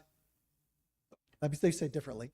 The ones that seem to do it with intention, that have probably done it a number of times and are there early in the morning, probably every morning getting their coffee, they use the left in lane because that's their habit. Those other folks that there's some that also use the right out lane, but what would happen is they would go to the right out lane, they would wait and say, oh, there's no traffic here, maybe I can make a left. So I don't think it was necessarily by intention, the condition kind of supported their view that they could do it, so they did it. So both lanes it was happening. Thank you. So these would be the locations that we would propose. Of course, obviously this would be facing in this direction, but the do not enter sign would be here at the facing the driver, approaching this lane from the wrong side. This sign would be right in the center of the pork chop at a lower elevation facing drivers as they approach. And then this stop sign would be mounted a little bit closer to the sidewalk, not too close. We want to make sure that they can see it before the nose of the car hits the sidewalk. So the next slide is the existing condition. Once again, this sign way up here in the air. And the next slide, go right to that, is my attempt to kind of convey, not accurately, what we're trying to do there without over-signing it, without making it so much signs that nobody knows is anything. This is what our plan is, and that's what we're hoping to implement later this month before school starts. I think that's the last slide. Yes. Questions?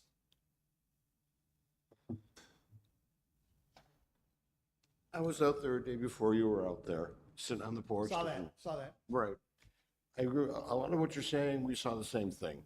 The kids cutting across, not paying attention to the sidewalk at all. They didn't use, like the sidewalk that Chris was asking about, they didn't use that sidewalk. What I was thinking, what happens to the pork chop here? Extend the pork chop all along here to make it hard for people. Because even if you go this way, you're already committed. By the time you see that do not enter sign, you're already committed to making that move out of the travel. Well, I'm going to do that. Put a porch up there that just can't do it. That would, I mean, I'm just giving you my initial opinion. That certainly would make it harder for those folks who have an intention to make a left-hand turn out of the left in lane. And somebody who's, once they're making the, I'm trying to figure out how to say this. The folks that are leaving and making a left-hand turn with intention are doing it from the left-hand in lane. That won't stop them from doing it. What that might inhibit is somebody from doing it from the right-hand lane, where they're in the right-hand lane and they make a last-second decision to turn, and what they're doing is they're cutting the corner here. They're cutting the corner of the pork chop down here. Where's your left in that you're talking about? Here, left in, right in. I'm sorry, right in. I'm sorry, right in. I apologize. So, well yeah, they're going left out the right. So even if you extend it, they're coming right through it. I mean, what I saw, and you may have saw something different, is the ones that were going right through that lane, they've done it before, they knew what they were doing, and they were going to do it no matter what. Okay, in which case, wouldn't it be better to put the no left turn sign right? But again, you're not going to break their habit. Yeah. You're not gonna break their habit. Yeah, The only person I think could break their habit is a nice, fine from the police department. That's break that habit. I tend to think the suggested signing is great. I don't know how much more you could possibly put up to indicate, you know. Well, I'll share, I was looking back at the file today, and I had forgotten this, that this board had recommended to us to study a full access driveway, which is what we wanted to do. We had Pizarro engineers look at that, and she said it would operate at acceptable level of service. However, the planning board said, you're putting in that. So, we ended up where we ended up, and now we're trying to solve that problem. This is why our recommendation would have been a full access driveway. Yeah. So now we're trying to solve a They're gonna problem. make the turns anyway. Yeah, but given what it is now, I think the suggested signage is appropriate. Yeah, and I'll share with you, right after this opened, like 2 days after Starbucks opened, one of our attorneys called me and say, just went to the new Starbucks. It was fantastic, but I have to confess that my husband and I made a left-hand turn out of the Mill Street driveway. I'm thinking, I don't want to say her name, but you're killing me. You're killing me. So if you can go back to instead of the drawing, the actual view of those signs in place. Oh, sorry. Is there any concern that do not enter sign will create some kind of confusion? Would be my one. Because I guess as long as it's far enough up where that white pork chop is kind of painted there, that it's far enough up in there. Yeah, so we did talk about the placement of that sign with the mistake, because my first thought was to put it a little further towards the street. And she says, well, I'm concerned that once somebody's in that lane, if they don't look at the sign right away, which once again, we're talking about real. I was more thinking that at like the top of the arrow painting on the asphalt, a do not enter red circle at the top of the arrow or something pointing in that direction. I'm sorry, here? On the top of the arrow, so put it on the. Go ahead. Right here. Correct, like almost right at the tip of the arrow, like painting it on the ground like a do not enter. But Oh, at the end of the day, I think after listening to what you're saying, it's not, they're going to enter there anyway. So it's just more, it's not like everybody's doing it. It's people that want to do it. Yeah, I gotta honestly, considering where the last Starbucks was, where there was a legitimate God. confusion of that, there is no one that should be confused. Thank God we have not had, about the one problem we solved, that we don't have cars backing up into Sheridan Drive, which is what they have the old location I at. don't know who would go into this genuinely be like, I don't know what to, you know what I mean? Yeah. Like, That's- what else are we, So the only other comment that I would make, which I'm not sure if we even allow it anywhere in the town, if we go back to the picture, that's the side angle that shows the slope, you've kind of addressed the utilities that are there. Looking at this site, would have liked to have seen some possibility of actually dropping the sidewalk, making it lower. But if there is utilities buried under there, I don't know how much room you have to do that. It would have been nice to not have that incline going up to come back You down. can see the gas markers there. Yeah, the gas markers are there, so you are kind of limited by the utilities. Chris, I don't know if we have it anywhere. I think there might be some spots on Niagara Falls Boulevard. Would it make sense to go with painting on the sidewalk, high visibility, to put the stripes actually painted on the sidewalk to increase the visibility of the sidewalk? I've never seen it. I've seen it done on an asphalt sidewalk. That's what you're referring to on Niagara Falls Boulevard. It's not actually concrete. It's not actually concrete. I don't. You'd have to I don't know if yellow Alspoth probably is over white. experimented on that, but I don't think. If I you don't can't think see the pavement striping sidewalk, is suitable for sidewalk. I don't if know. you can't see the sidewalk, you're not gonna see the paint on the sidewalk. And my only other comment would be, if you place the stop sign, would it be beneficial as well for helping the visibility of the sidewalk to paint a stop bar in addition to the stop sign? oh, like at the, yeah. At An the overhead sidewalk. stop bar, or just a stop on the Just pavement? like the one, Yeah. Like the stop bar painted on in line with it, just to kind Yeah, of we could do that. further enhance the visibility of the sidewalk. Yeah. I mean, I don't think there's much else you can do in this area. I would actually wouldn't mind if there was another pedestrian count done in the mid-September timeframe, not the first opening parts of school, more after school settles in, those first 2-3 weeks, things are out of control with everything going there, to try and get an afternoon count. Just thinking of the age group of kids that are walking to that school that we're aware of, middle school age kids.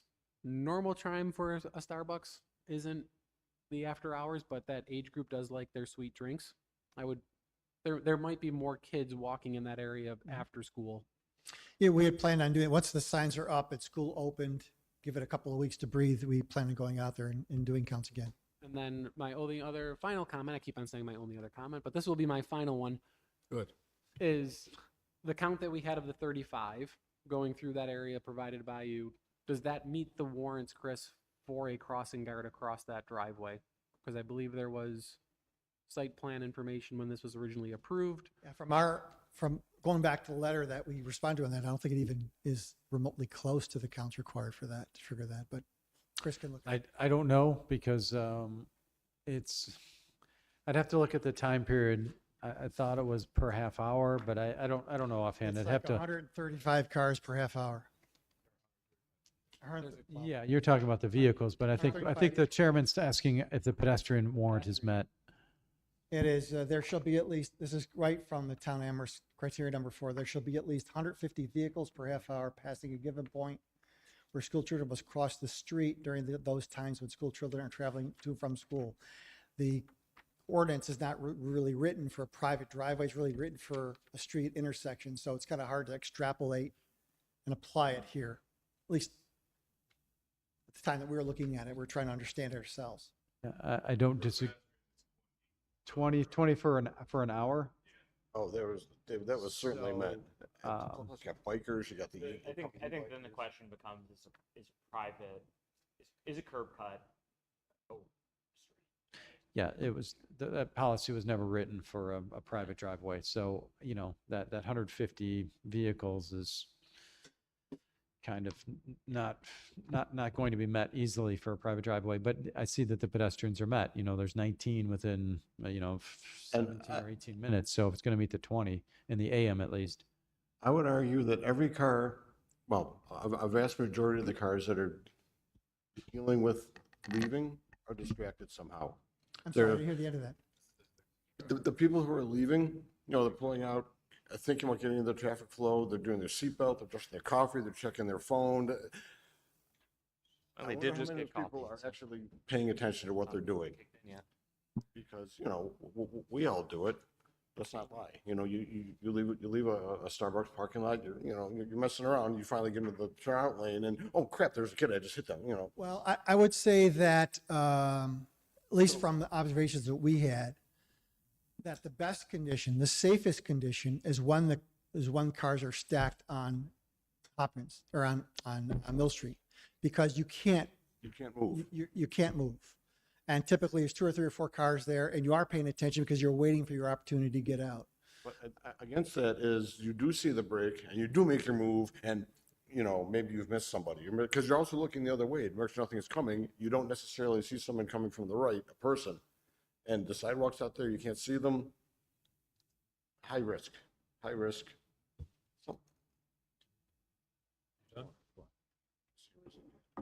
I'd like to, I made several trips through this operation. Are you a Starbucks customer, sir? No, Just kidding. no. Just kidding. I didn't have the time. See the white car there? Yes. And I can't tell whether he's in the first parking spot or the second one, but there's 2 parking spots there that I'd like to get rid of. And I'd like to get rid of the bushes in that area and the trees. Because I think when you're coming out the driveway, if those cars aren't there and the bushes aren't there, I think you can see the sidewalk.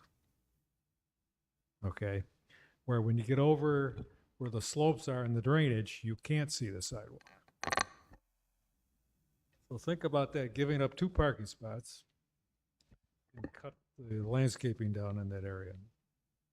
So what you're saying is the cars where that white van is, if those first 2 parking spots, yeah, right there. Right. If those spots aren't blocked, you're saying it's easier to see the sidewalk, even though it's still difficult? Yeah, and every time I went there were 2 cars parked there. Okay, so I couldn't really. We did look at that because we watched the video of your main meeting to understand that was one of the concerns. So we looked at that. Respectfully, I disagree. Because typically when folks are entering, they have to come around. They're coming around this way. They're facing south. They're not looking out their right-hand window. It's not until they make that turn that they're looking in this direction. So we're removing landscaping that's 15 feet off the sidewalk and taking away 2 parking spaces. And I'm not sure there's any material benefit to doing it. This is just from our own observations. We looked at it carefully because I expected you would bring it up tonight. And, we just respectfully disagree on that one. I agree with you to the point that it's hard to judge when there's cars parked there, because I wasn't able to look at it without cars. But you certainly can't see the existing sidewalk. You get over here in the mess of the intersection here. You can't see that sidewalk at all. I personally do not think. I don't think the shrubbery and trees. You can see the sidewalk is coming from the side. I mean, sure, directly in front of.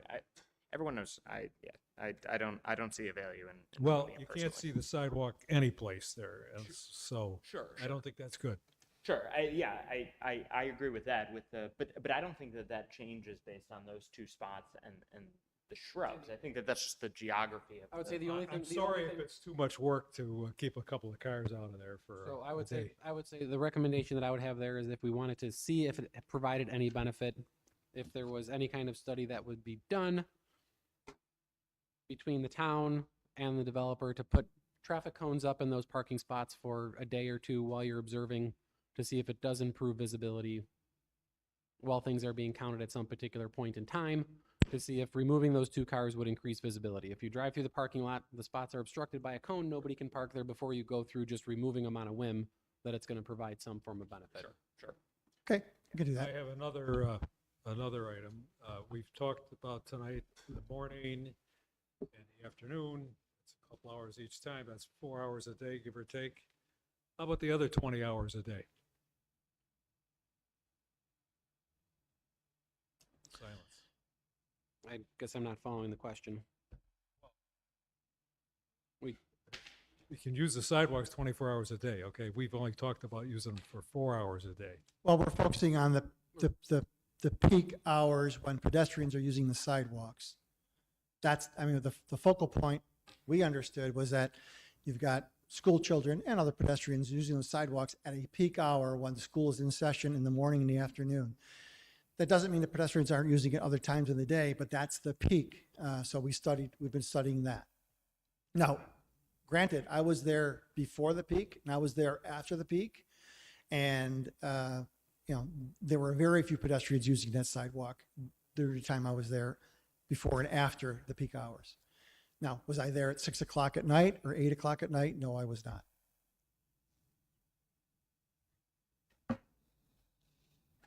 I think our first step here, I'm in favor of the improved signage, sign placement, modifications in that area to see if it makes improvement and continue to review it. Chairman, before you move on to that, I'm going to push back a little bit on the grading. Dan Ryder, the member here, asked that we collect some grades. And you said the sidewalk couldn't be moved. There's utility conflict. I don't have the utility plan in front of me to know if that's true or not. But regardless of the sidewalk not being able to be lowered, you've chose a high point internal. There's a ridge. So you drive up before you drive down prior to the sidewalk. What decision was made to have a high point mid-driveway instead of keeping it flat? Member Dan Ryder, drove his truck up and he's having difficulty seeing because you're driving up on that ridge and then descending. Why is that not flat? I would have to confirm with Pat Sheedy of Carmina Wood, who did the civil design. However, based on past site plans, it all had to do with drainage. Mhm. Yeah, but you could take the drainage from the sidewalk to the receiver. I mean, if you keep the ridge on the back side of the sidewalk, why is the ridge, up here where my cursor is and sheet flowing the drainage towards the street when you could have taken all of it from the sidewalk where you don't have that up and then down motion? Again, I'd have to talk to Pat. I'm sure he had a reason for doing it. Usually does everything intentionally, but I don't have that answer. Okay. That's all I got, Chairman. Any other comments? Anyone on the board? Do we make motions for the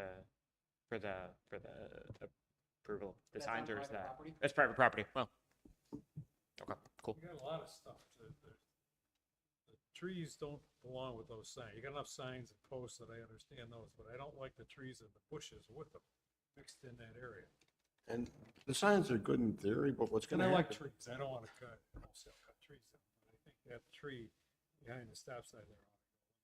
That's across the street, isn't it? Are you talking about this one? This one's before this, Oh, that before the stop sign. Well, then take it down. I don't like all those green. Well, and the signs are a good idea in theory, but you know, there's always that sign pollution problem. When you come up to an area, it's like, Right. whoa, whoa, whoa, whoa, whoa. Which one am I paying attention to? You know. Well, the and- only other Well, thing this to is keep, the only borderline, other thing to yeah. keep in mind is Starbucks and Neva Mighty Taco, they have recurring customers. It's not like any other store or something like that where different people are coming every day. This is a habit retailer. So the folks that are coming here, I don't have a percentage, but if I ask Starbucks, they'll probably tell me that 90% of their customers are the same customers every day. So once they come here, once or twice, they have their pattern. They know what they're doing. They've got their familiarity. We need to change it so they have a new familiarity with what they see and hoping we can improve behavior. But we're not trying to educate new drivers every single day because this is a pass-through business. Well, what you're saying actually works into a pattern of carelessness for the drivers. It's like unwarranted stop signs. The people just, you know, they don't really think about them anymore. They look at the conditions and not the signs. So you can put up all the signs you want, and the people are still going to develop the patterns. So where we're going with this then is the only solution that we would have to solve the problems here is to completely eliminate the driveway, which isn't going to happen. So the driveway is there. The driveway is built based on what Erie County was allowing to be built on it being a county road. The only other option, we can improve signage, we can try to improve visibility in there, or the other alternative is to basically shut down the curb cut, which would require Erie County to do so. So I think we're taking action here to post signage, to enhance the visibility of the sidewalk, to provide warning that there's children and pedestrians walking in that area, trying to add a stop sign, trying to take steps here to improve that visibility to address it. If we continue to have issues here and continue to have concerns coming forward, we can continue to try and figure out what the next solution is. But I think this is a logical first step to add more signage, to add more awareness to what's going on. I also would like to know why we're going up to go down. If there's any possibility of correcting that, that would be good to know. But other than that, I don't think there's much that we can do here short of completely shutting down the driveway to solve the problem. What can we do about my idea for the curb for extending the pork chop? To minimize people crossing over, making that bad left out on the mill. I think you could take that pork chop and take it all the way back to the building if you wanted to and leave enough room, 8 feet to get a car to go through there, and the person that wants to make the left is still going to go through it. To make a motion for that, or how does, because I mean. It's private, it's private property. We can suggest you do that, and The site plan was approved by the planning board as is, so that would be a site plan modification to do that. you guys agree that that makes sense? I don't think extending, I don't think it's going to make, from what I saw, I don't think it's going to make a difference to those folks that are using the left in lane. I'm sorry, the left out lane. I'm sorry. The right in lane to make a left out. I don't think it's going to stop it at all. Well, it would, because they can't cross over the pork chop. They would just cross over earlier. Yeah, I mean, yeah. I mean, you'd have to take it all the way back beyond that, where the sewer grate is for it to do anything. And they're still coming around straight, turning into that area. They're just gonna go around And it. you actually can't bring it back too far because that radius that they have to turn to get to the right out lane, it's pretty tight. It is tight. So it couldn't come back any further than it is anyways, just because the cars, I was watching them trying to make their right. I was actually telling Nick says that invert's going to get worn out pretty quickly because they have to almost dry turn to kind of make the right out. If you extend, Which slows them down, which is a good thing in that regard.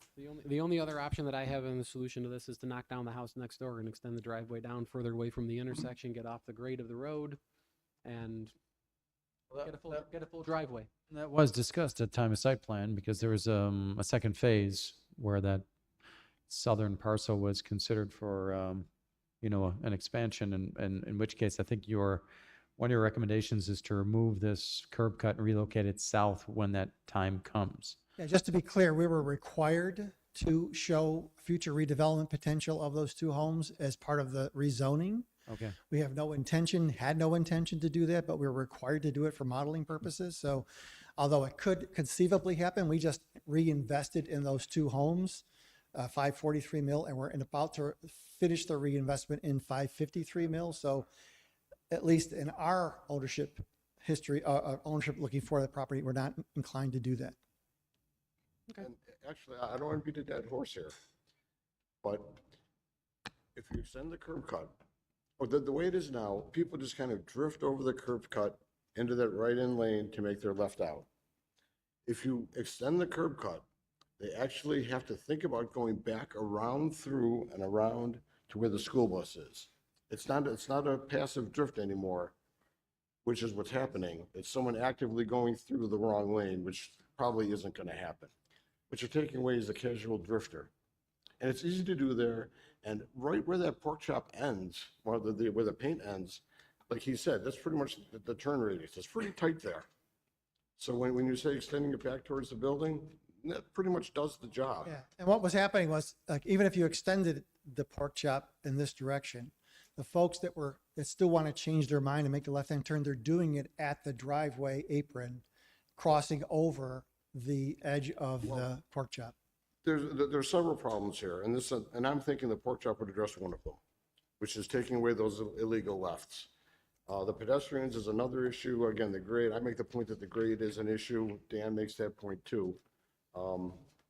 So taking care of one of the problems takes care of one of the problems, and that's pretty painless extending the pork chop, in my opinion. It just has, you put a physical barrier where the paint is doing nothing. Okay, comments heard. Any other comments?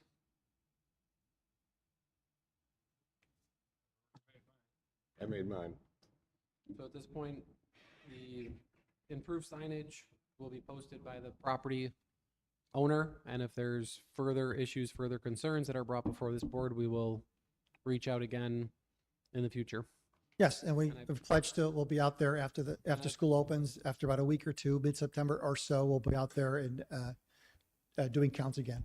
And I would also encourage you to respond to Chris on the question of why the ridge is as high as it is in that area. We will. Thank you. Thanks. Thank you. Thanks.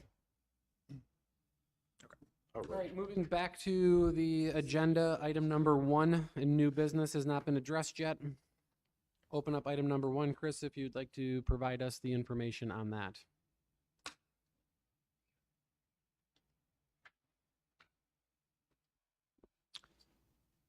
I had a correspondence with the resident prior to the meeting. He was unable to make it tonight and appreciated receiving the data ahead of the meeting. So item 1, request to lower speed limit on Hopkins Road. The resident request is to lower that speed limit between Shellis and Tonawanda Creek Road and to remove all passing zones and replace it with full double yellow barrier striping. This is the subject location. Again, Shellis to the south, Tonawanda Creek to the north. The posted speed limit is 40 miles per hour. Yes, it has been confirmed that there are passing lanes or passing zones within that area. This is a county highway. It is their decision on how that is striped. In recent history, when restriping occurs, similar to New Road,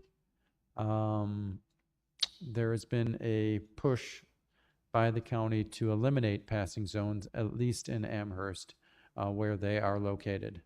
And we continue to push for the elimination of passing zones on county highways. The signs all along Hopkins Road were there are too many to map, so we instead provided a list of all of the curb warning signs, speed warning signs, no passing zones, etc. With the geometry of the road, you can see there are a lot of different curves, and those are all, majority of them are signed with advisory speed limits. I suspect that the passing zones are in the straight sections. And again, the resident's observation is that speeding is occurring on Hopkins. We posted the speed counter immediately in front of his house at pole 3200, and these are the results. Again, this is posted at 40 miles per hour. The 85th percentile speed is 44 miles per hour in the northbound direction with 630 plus or minus vehicles per day. In the southbound, you have about 670 vehicles per day with that similar 44 miles per hour in the southbound direction. When looking at the speeders, sorry, what is this? Yep. When looking at the speeders, this is everybody traveling over 50 miles per hour. So at the 4 o'clock hour, you've got about 14 vehicles traveling in excess of 10 miles per hour over the speed limit during that hour. That's the peak throughout the day. Here's the volume data throughout the day. No big shocks here, no big surprises here. Crash history, there have been 0 crashes in the past 5 years on record. And I'll turn it back to you, Chairman. Thank you. Since we have no residents, we'll open it up for discussion. I would recommend we send a request to the county requesting the next time they paint the street to remove the passing zones, which would allow the removal of the passing zone signs as well. In regard to the speed, This is one of those ones that we it's go to the. not Could, that. could almost argue it for it being raised to 45. You And can that's almost what's make gonna the happen. argument for it to raise to 45 over reducing it. So I'd be careful where we tread there. Yep. But I would be definitely in favor of the removal of the passing zones the next time the county stripes the road. But I don't believe the speeds are that excessive. I think we do have the information in the deck as to when that speeding was happening. Did we not? We did, Chris? I'm looking at it here. We have the hours and times from that speed study. 4 That p.m. could be referred to APD. APD for potential enforcement, seeing that we have 14 cars going over the 50 mile an hour. 50 mile an hour speed limit at the 1600 hour, which is 4 o'clock. So if you have officers that are available, there's a area for them to go and issue some tickets if they'd like. So I would refer to police for enforcement and recommend letter to the county requesting removal of the signs. We don't need to make them, I can make a motion on that if we'd like to, if we're all in favor of that. Do we have? You gotta second it. I'll second it. We gotta make a motion. I'll make a motion, second by Kevin. All in favor? Aye. Aye. Any further conversations for other items? Chris, didn't we approve or recommend getting rid of the passing zones, no passing shoals, was it, or Shellis? Yeah, and I think that was done, wasn't it? Shellis, is there passing zones on Shellis? Yeah, we got rid of them. So we did that. We, in terms of the highway department, it's a town road. Pretty sure you did. Yeah. Last couple of years? Yeah. Yeah. Come on. They didn't actually recognize it. They made it solid, but they just repainted the road. Literally. Oh, that's terrible timing.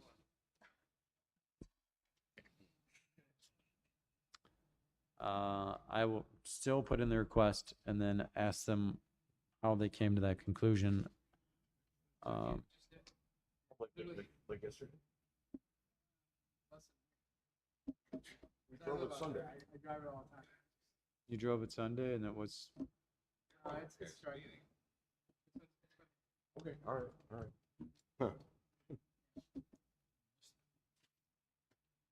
Okay, we'll close item number 1.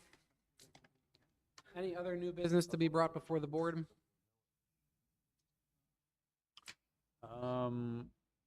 Yeah, I don't know if it's new business or old business, but I did want to bring something to your attention. Greg, this has to do with Eggert Road. The county approached the town. Let me pull it up on the map.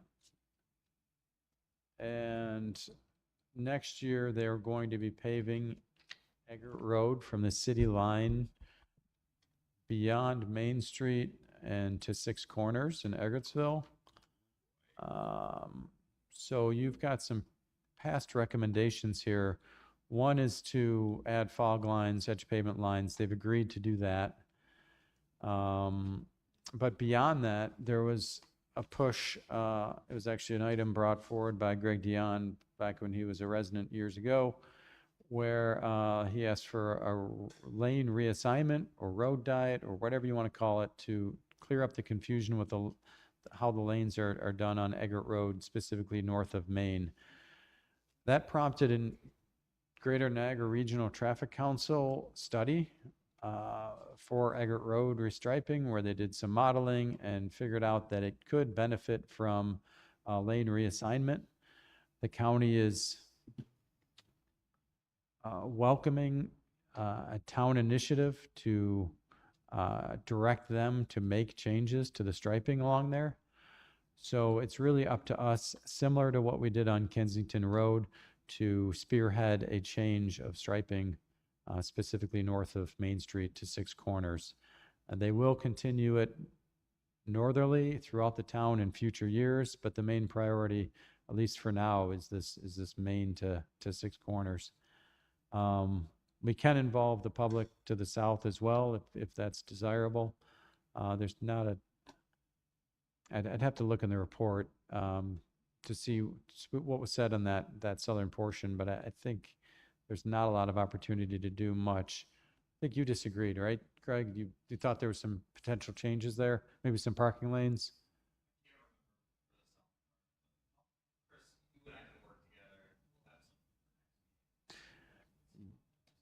So, yeah, so really the intent is bringing it up now is to figure out what this board wants to do in terms of spearheading this, similar to what you guys did at Kensington. Do you want to have a special meeting with the public? Do you want to hold it during your typical traffic safety board scheduled meetings? Just off the cuff, I'm thinking, we come up with some concepts of what we could consider. And then after you guys make a determination or a preferred alternative, we can then approach the public to weigh in with a notification and an invite to participate. But again, just opening it up for your comments. Chris, what was Kensington called? That was a road diet. It went from 4 lanes down to 2. My gut feeling is it worked. It does work. It does work. Yeah, that was a success. Every day I say, thank goodness it does work. I would recommend first step, we look at what the design looks like and what the recommended design is, and then Put it out to the public. put it out to the public from there for comment during one of these meetings, or probably as the first step. If we get a lot of support or feedback one way or the other, then take the next step to open it up to a wider audience on another date for a public meeting, which I believe was what was done with the Kensington Road diet, right? Yeah. Because I remember coming here on like a Tuesday or Monday night where they had the room open with all the different drawings. Yeah, I remember there's drawings all along the wall there. I was here for These that. opportunities don't come along. So we want to do this right. Yes. Do this right. Yep, and then I would just say, we're not calling this a road diet because it may become a 3-lane to a 3-lane in some other fashion. We're calling this a lane reassignment. Sometimes the term road diet, is frowned upon, and lane reassignment is what we're using. Okay. And as a side note, they have just done work on the 260 on the Millersport Grover Cleveland through Six Corners, and they did not put in a circle. No. I was thinking about you, Max. I was thinking about you. But they've repaved it. They did it quickly. It's repaved all the way to the 290. What would it be? Almost to the 290. And I don't know how far back it goes. But there's work going on there by the state, so, and I guess the county's gonna pitch in next week. They need ramps. So I'm just putting that out there, that there's work being done there. Okay. All right, Chris, so we'll put that on the agenda for next month. I do have one other thing. I don't know if I need to write it up and send it in for us to discuss it at the next meeting. But I know there was an accident a couple weeks ago at the intersection of Main and Youngs, and I think we're developing an accident history at that intersection. Would like to have the New York State DOT review that intersection, mainly for the timing of the signal in off-peak hours. I think some of the accident history, from what I've seen in there, it looks like they're happening on weekends in the evening hours. And that signal seems to be running in a manner that traffic on Young Street is restricted and stopped for an excessive amount of time in off-peak hours with no traffic moving on Main Street, which is causing people to jump the light, run the yellow because they don't want to be stopped. So would like to refer something to New York State to review that signal timing. I don't know if we need to discuss it further or if we can just make a request from this board to do so through this meeting for them to get us information back on that.